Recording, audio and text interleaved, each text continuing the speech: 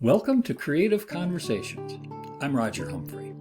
In this episode, I'm pleased to welcome the award-winning violinist Hongyi Mo. He's a longtime member of the Detroit Symphony Orchestra, an active chamber musician, and has also performed with pop stars like Eminem and Andrea Bocelli. Please join us as we talk about his studies at the Central Conservatory of Beijing, his new album of the music of Francis Poulenc with pianist John Etsell, and so much more.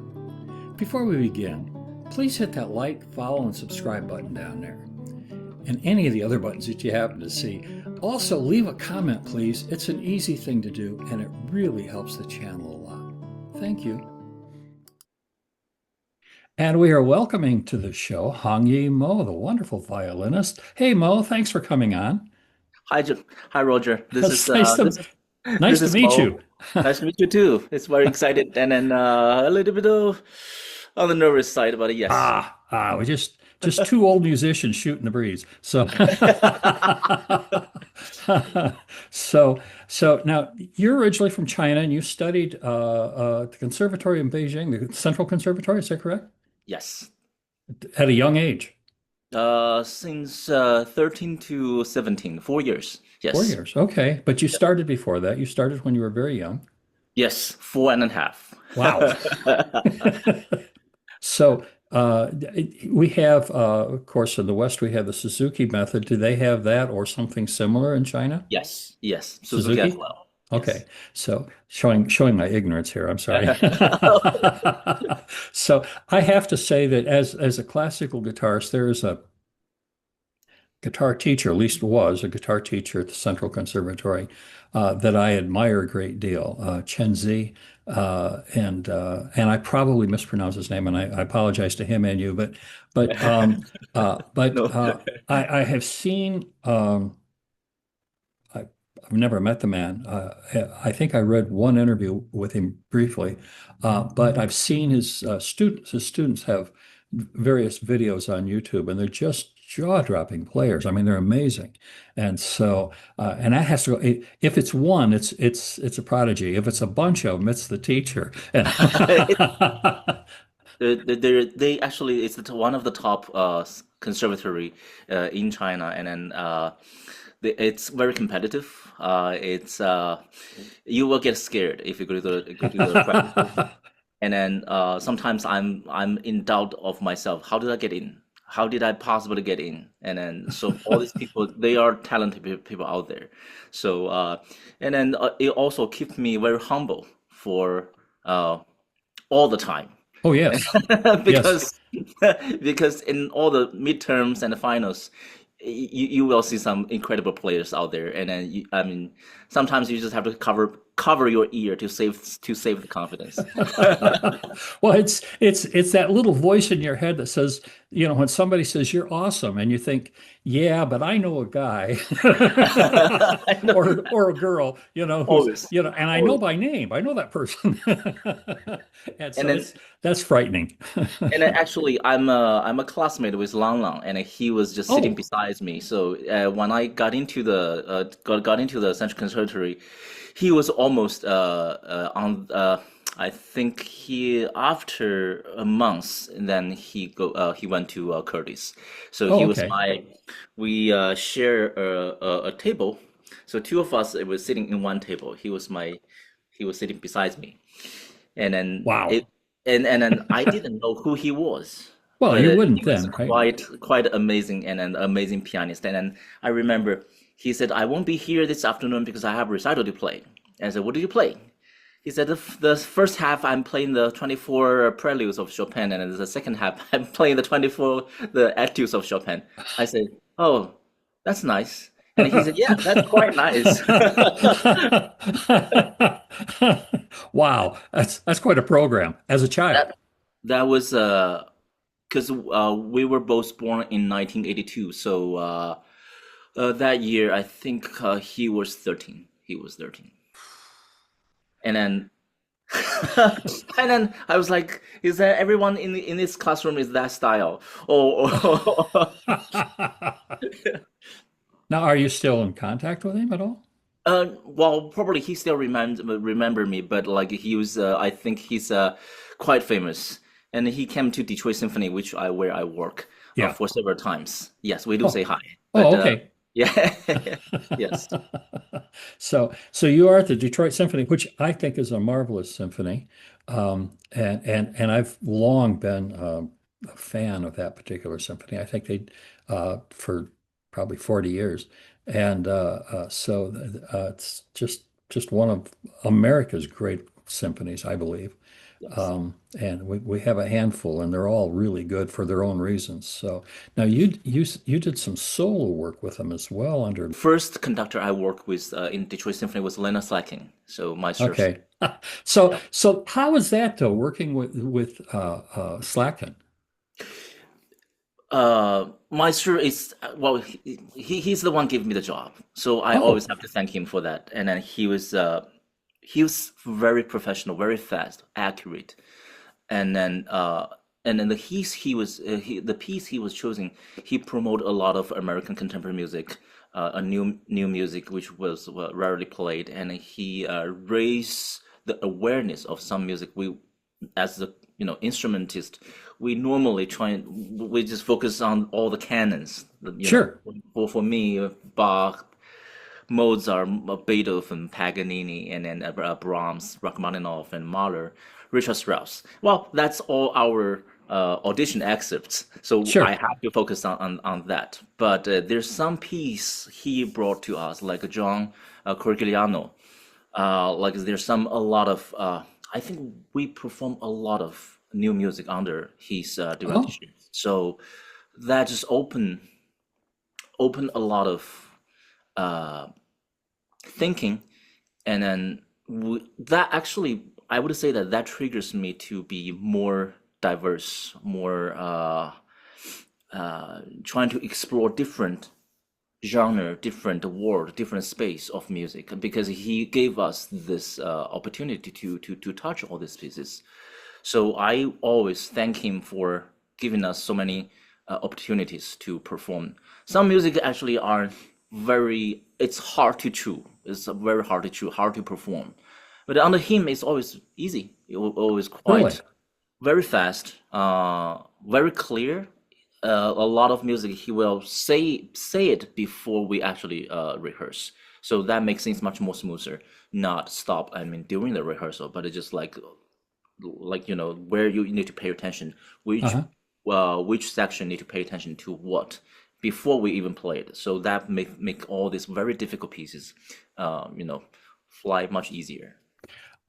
Yeah, I've worked with I'm friends with some different conductors, and watching them prepare is that's a just an absolute masterclass in how to study. They, they they're right down to just, how should the violinist bow right here and that this note, it's like, wow, that takes it. But that's why the music is so good. Yes, and then like you said in the master classes, and to me actually a lot of time we have different master classes per week, and then it's like you are working with a different type of chef. I mean, they prepare things differently, and then Yeah. they they cook things very differently, and the same music could be taste like utterly different. For me personally as a performer, I just have to since I joined the symphony 17 years ago, gradually I open my mind for a lot of things. In the beginning, I do keep my because it was like I'm pretty much green directly from the school. So Oh, sure. my mentor was Glenn Dictorol. He's the previous concertmaster of the New York Philharmonic, Oh, okay. and then there are some traditions. Uh, but I think right now, I can take a lot of I can take a lot of heat. There's no problem. So you've been with the Detroit Symphony for quite a while, but I also know, I just was doing a little reading. You've uh, you do work in chamber music, and of course your new CD out, which we'll talk about in a moment. But you've also done work with some more pop kinds of things. The thing I have to ask because it popped up when I was reading and your work with Eminem and also what was that all about? Working with Eminem? It was the very special program for, the Michigan Central Station, which was abandoned for I think it's probably more than 40 years. I think they said the last train left the Michigan Central Station was 1989, Wow. and then the whole building was that's the last train. So I think it was Ford revived the whole building, and then right now it's shining. Oh It's wow. modern. It has history. It has that kind of rustic feeling outside, but the inside of it was like a low key luxury. That's how I would say it. Oh, It's low key, but it's luxury. So that was a concert, and then that was a fundraiser then? I think it was the reopening of Oh, gotcha. Okay. the gala concert, and so the Detroit Symphony accompanied Eminem for the. It was the very last piece. I can see him walking on the stage. Well, as a classically trained musicians, actually those uh, art genre are very far away. I mean, in Yes. related performance, I mean, it doesn't really means like I never listen to his music. I sometimes listen to his music when I was driving, and it makes me full of energy, Yes. and it makes me feel very good. But in close distance, that power, it's different. It's very different. It's beyond my expectations for sure. And then so it gave me different type of energy when I was playing on stage with him. I Oh, mean, rehearsal is another thing. Rehearsal, we rehearse a lot, but in the concert, I mean, I feel like my blood it flows oh backward. wow. It flows backward back to my heart. It's not going this way, it's going this way. So Wow. that kind of sound, the sonority, I mean, with all these big speakers behind you, Oh yeah. and then those, I think it was 16 or more speakers, like two-story building tall speakers behind, and with lights, with fire, and then that kind of energy. Uh, all give it to him as a representative of the music, and then that's quite something, quite It something. it really is. And you also worked with Andrea Bocelli. It's Now, is was that with the Detroit Orchestra or was that a pickup orchestra? It was a pickup orchestra. We were contracted to the local six. Are we local six? So we local 16. I forgot. So it was the union's gig, which I performed twice already for Bocelli, and the first time I was sitting in the back. The Oh, second time I was sitting as assistant concertmaster, and oh, then so I'm about 2 meters away from him. hmm. Uh, that's it's also you were sitting in the Little Caesar. That's the arena. I mean, you can have 20,000 people sitting inside, and then with the this background screen, huge screen, all the music, lighting. Uh, I mean, it's very different than what we normally play. Concise, accurate, no mistake, very focused. That's what we do normally. But under that circumstance, in the arena, I think you just have to burn yourself on stage. That's the only way to play. Only way to play. Well, I have several friends who play in orchestras, and I don't think the general public understands that when you have somebody like that or a group like Mannheim Steamroller or some of these groups, that these are pickup orchestras, that the Yes. people who travel are few. They could all fit in a van. And that these musicians, that all these musicians that they see on stage are all or largely all local musicians who are Yes. contracted and all very capable musicians. Yes. And so I coming up as first as a guitar player doing popular music and then later classical. And I have friends who play popular music as well. And I keep running into these guys who played saxophone or trumpet or something, and they played in the Benny Goodman Orchestra or they Yeah. played in the Artie Shaw. And I said, those guys have been dead for years, But I didn't realize it's like one or two people, a piano player and a music director, and a sack full of manuscripts. Here are the charts. This is, and they would run through it in the afternoon and do the concert at night, and they would do that city after city after city. They would contract these people. I didn't realize that that's how that was done. I had no idea as a young man. So I don't know. Maybe it's like Oz. I'm letting people look behind the curtain, but but yeah, that's quite a. So do you prepare differently for something like Eminem or Andre Bocelli? Is that, or do you have much time to prepare? Oh, well, we do have time to prepare, and especially for Bocelli's concert because largely was selections from the opera. So mostly the first half was the selection of from some aria and some very, I mean, a very famous tune. Uh-huh. The second half, because he done a lot of crossover music, so that's a little bit unfamiliar with me. For me, sometimes I have to go to YouTube to listen to those music before the rehearsal.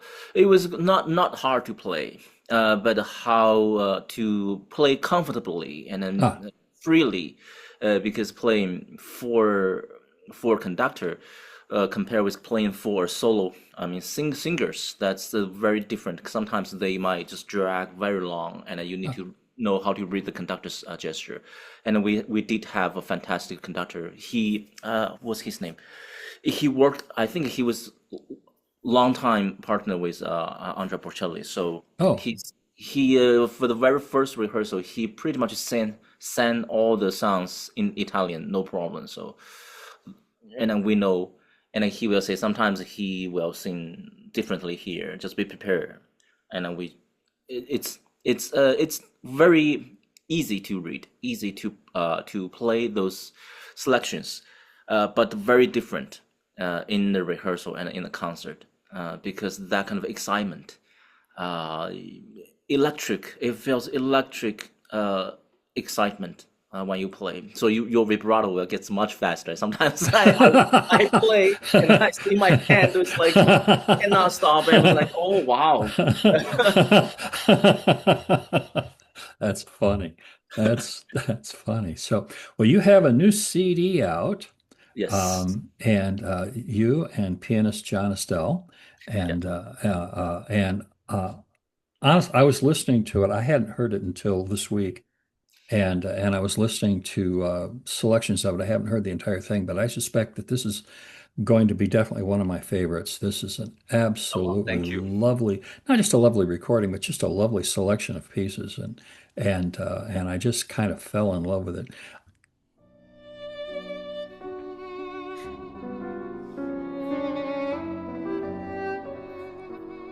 Now, this particular piece is from Metamorphoses. Yep. This it's the second movement from a set of four. Is that correct? Yes, that's right. The set of three. I'm sorry. Oh, I'm sorry, set of three. That's right.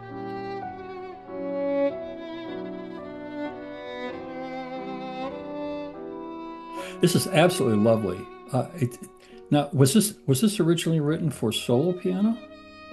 No, it's always for art song for his Oh, for pieces. for voice and piano? For voice piano. Yes. Gotcha. Okay.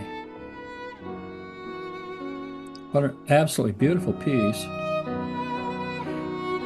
It's the lyricism of it. I think as a former singer, not a good one, but as a former singer, uh, I listen for melody and how a line is shaped, and too many instrumentalists don't understand that. I think some do, and you certainly do here. This is so poetic. I think is probably the best word that I could think of, and it's just absolutely a lovely, lovely piece of music. So I'm gonna go ahead. So that was, let's see. Okay, there we go. We're back. So that was an absolutely lovely piece, and I would tell anybody that this is a CD to purchase, to listen to. The music is beautiful. How did you happen to? I mean, I know how I would have done it, but how did you happen to settle on Poulenc? Uh, well, a little bit background. I was born in the 80s, Sure. I still come from this cassette tape There you go. Sure. Uh, and then when I was 13, I was trying to audition for the Central Conservatory. And then that time, it's still radio, is still popular, very popular in China. Right now, probably they have this, streaming, online streaming Sure. radio. But that time was the analog radio. So I listened to what's her name? Isabel von Krelen is a Dutch violinist perform this piece. I didn't know it was Poulenc, and I don't know the Poulenc, Francis Poulenc, but this piece is just so. It's like a perfume to me. I mean, Oh yeah. it's so pretty, and it's strange because it's a very percussive first movement, the Poulenc's violin sonata, and then when I got into Central Conservatory, and then I was trying to search all the violin sonatas possible. I listened to hundreds of CDs in the sitting in libraries, and until I found Frank Peter Zimmermann, the German violinist, that performed this piece. That's the time. That was already 1998. First time I know there's a composer named Poulenc. And since then, I always trying to have all the time to play his violin sonatas. After I come to the United States, when I was in Oberlin College, they have a collection of Poulenc's art song, and it was just a 6 CD. And I listened to some of it. I have to be honest, and back then, that was 2003, 2004. Uh, some songs, to me, it's very strange. Again, very strange. Not like what the selection right Uh-huh. here. It could be very dark. It could be very strange, and then ultra dramatic, super short, something 30, 40 minutes. But it's very raw to me. It's very unpolished, very raw, and which I like it. I love that. Later on, I read his biography. He is not really, as a academically trained as a Right. composer, so he was pretty much on his own. And then I'm a huge fan of Van Gogh's painting, and to me, his music is like Van Gogh's painting. I wouldn't have made It's that connection, but I can see it now. he write how he felt, not how it's supposed to be. Right.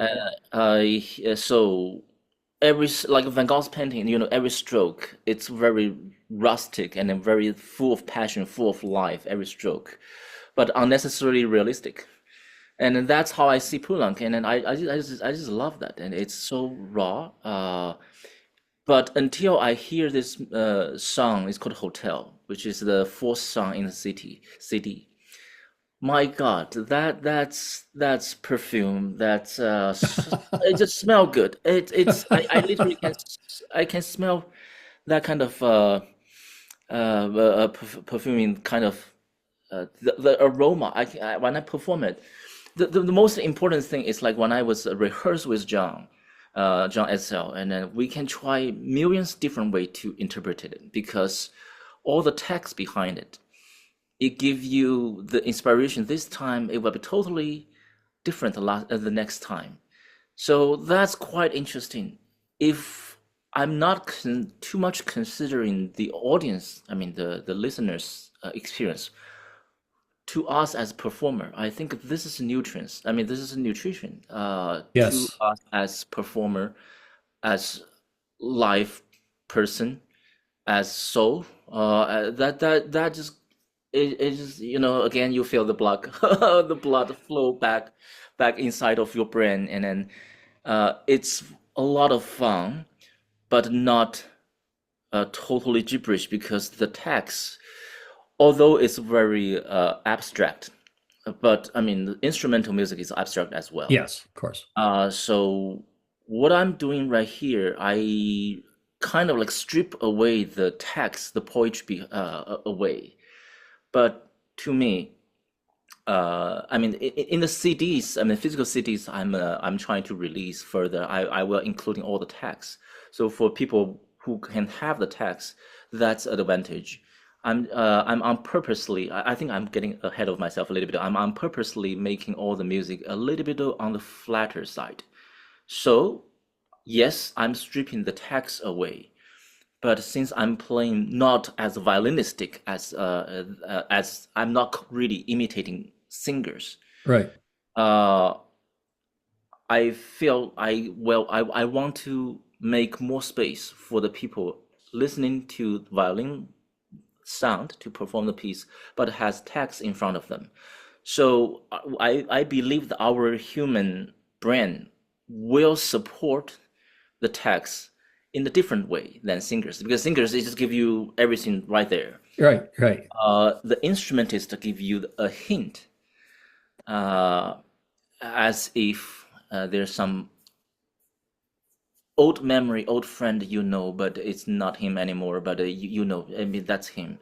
Sometimes I have this imagination in my mind. It's just like as if you stand in front of a mirror, but the person are not present, but his residue, Spirit. Yeah. his spirit actually is inside of the mirror, and then actually, it's kind of ghosty, but I think that's how I see this is it's something a little bit different.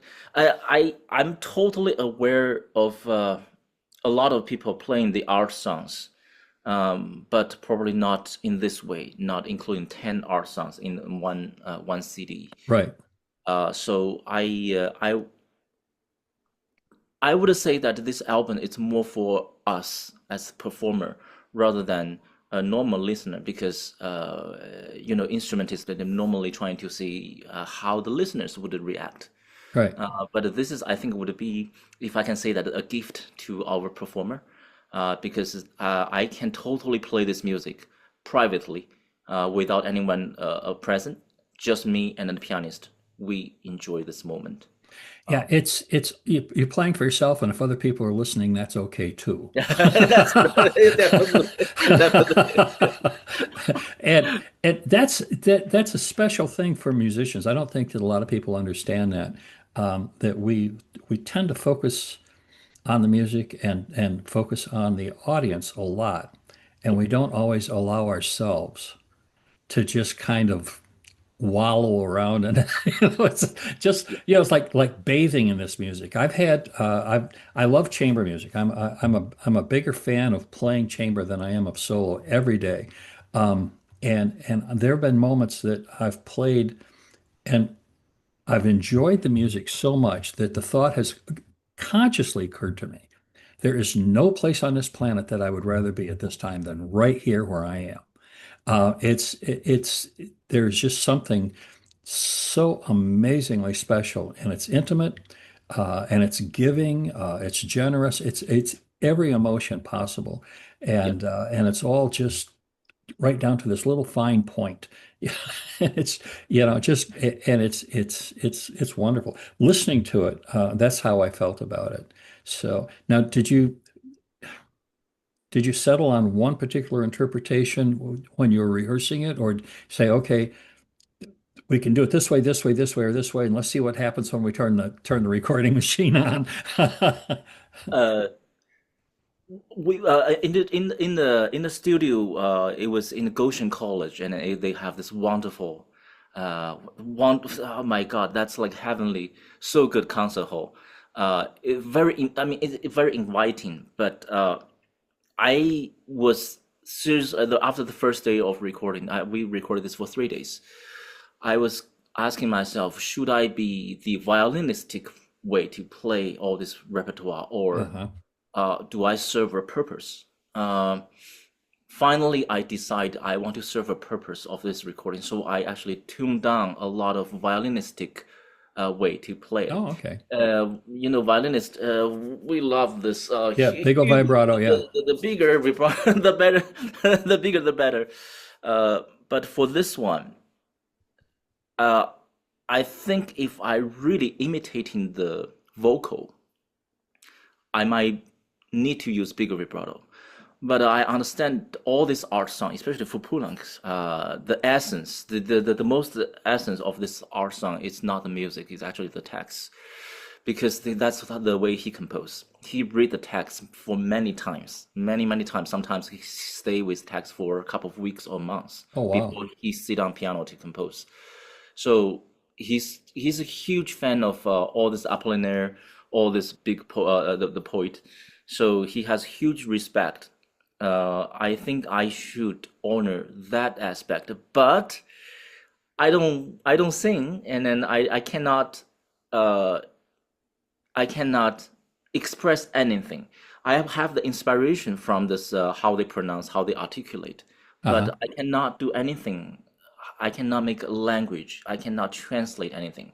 Actually, what I'm doing for a lot of people is laughable. I mean, you doing something pretty dumb, pretty not wise. Uh, so how can I do something about it? And then a lot of time I have to go back to some thing my grandfather used to tell me, and then he said to compromise, and sometimes you need to learn how to back down, not showing too much, not to prove anything.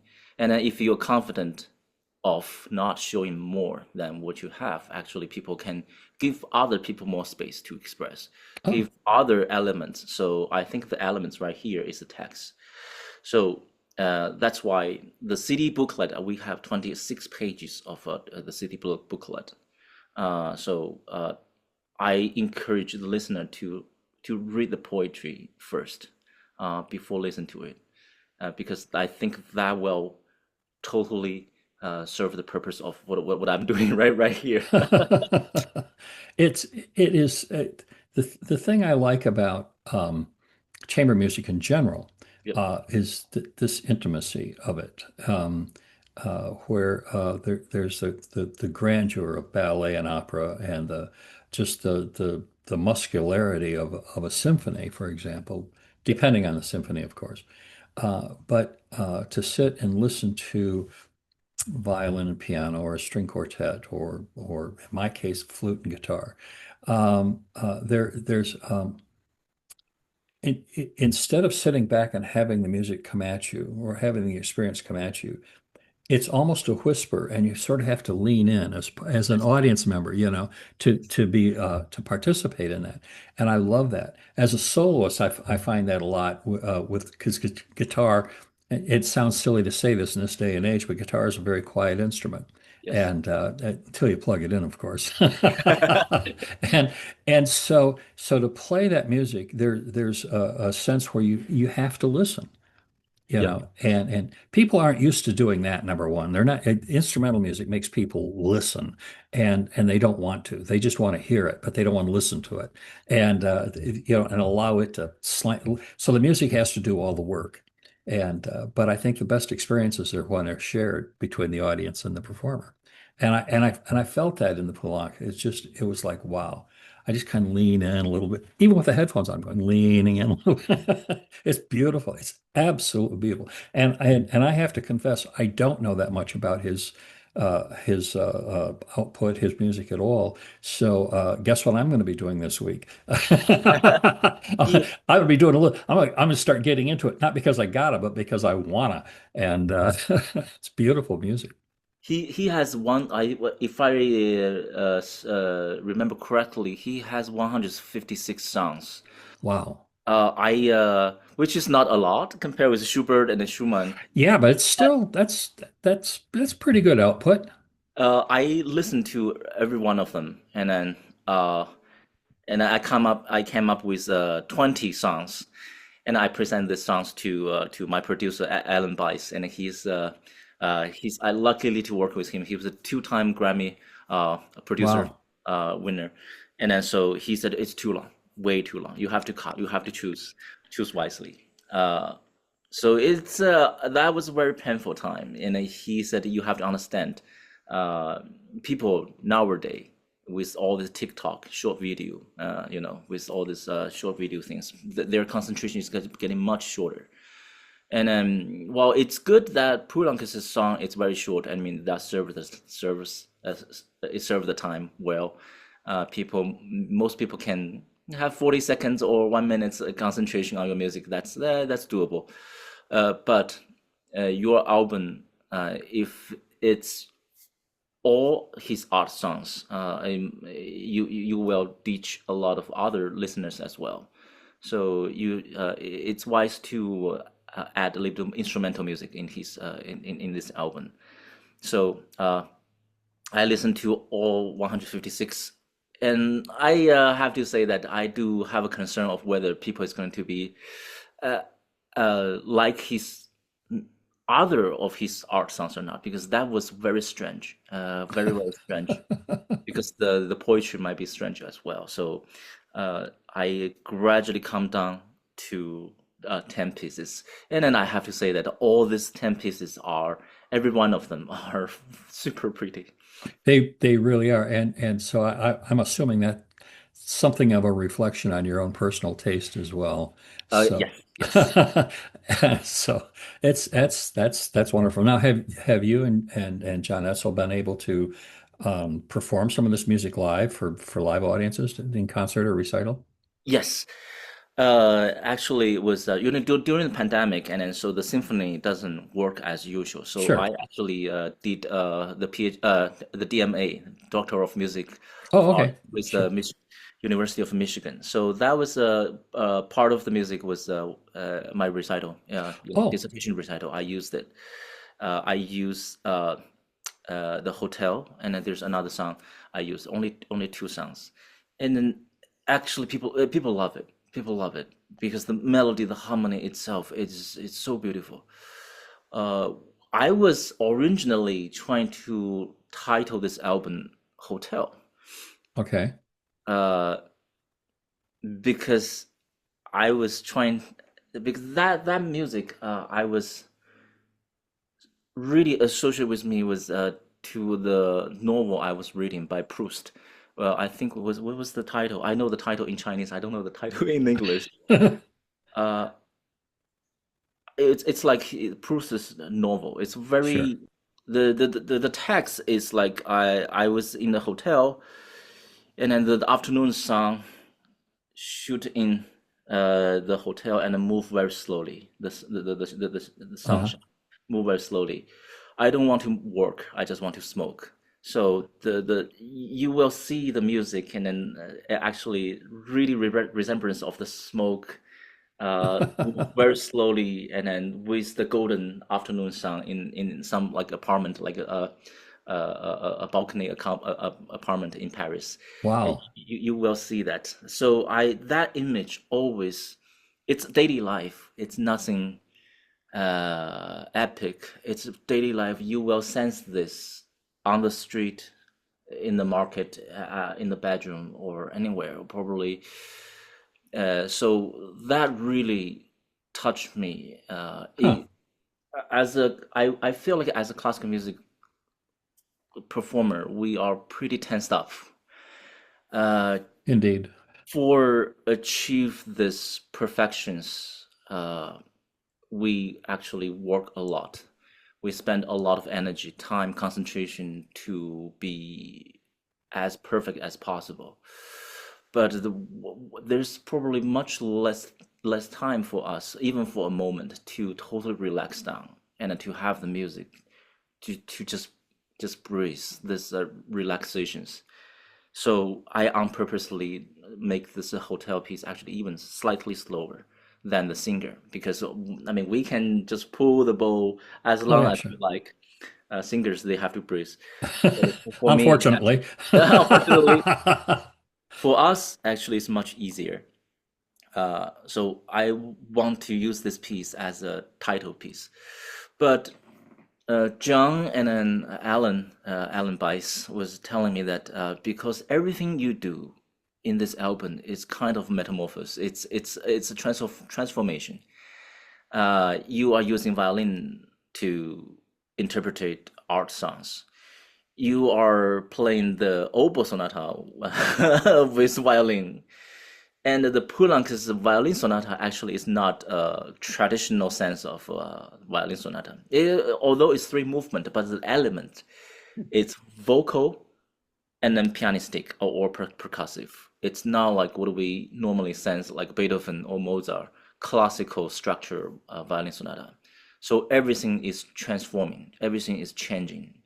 So Metamorphoses actually, if it's the thing you do.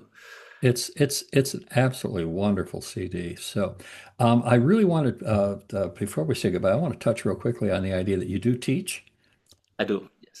and so what ages? Uh, Mostly I have the high school students. They Okay. either want to audition for professional music school, or they want to.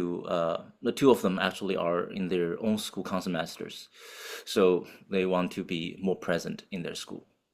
That's marvelous. No college teaching. College, actually, when I was doing the DMA with the University of Michigan, actually, I have the privilege to teach my own classmate. Oh, Uh, okay. that was very different because their understanding and their capability are much higher, and sometimes I do have to practice a lot before before the session. I get that. That's funny. So, well, Mo, thank you so much for taking the time to come on the show. I really, really, really appreciate it. And I enjoy this. I hope you'll come back again someday.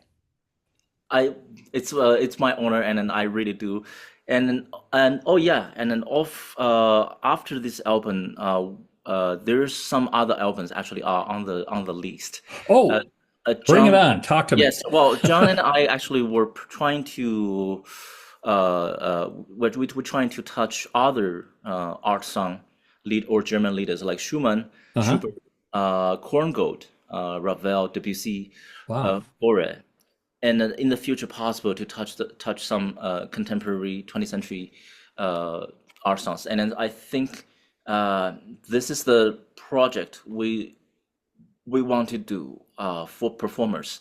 So all the performers, whether you are flutist, whether you are like you guitarist, and then cellist, violist, and then I really encourage them to explore the literature side of music. We can get a lot of inspirations and then a lot of interpretative uh, way, a new way for those for this music. So when we get back to play Brahms, Mozart, or Mahler, actually we will have a different angle and different touch.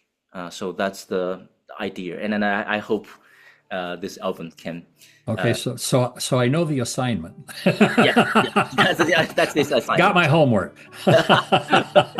Yes. Mo, thank you so much. Let's do Thank you this so again much, Roger. soon, sir, and particularly when the next CD comes out. Yes. Yes. Cool. Thanks. See ya. Bye-bye. Thank you. Thank you, Roger. Bye. A big thanks to Hongyi Mo for taking the time from his very busy schedule to talk with me. And thank you too for spending the time with us. Hey, if you'd like to keep up with his future adventures or any of my guests, just subscribe to my website, www.rogerhumphrey.com, for my weekly blog. It's usually pretty short and even has some pretty pictures. And I promise, no spam, ever. And in the meantime, grab some friends and check out some other episodes of Creative Conversations with Roger Humphrey.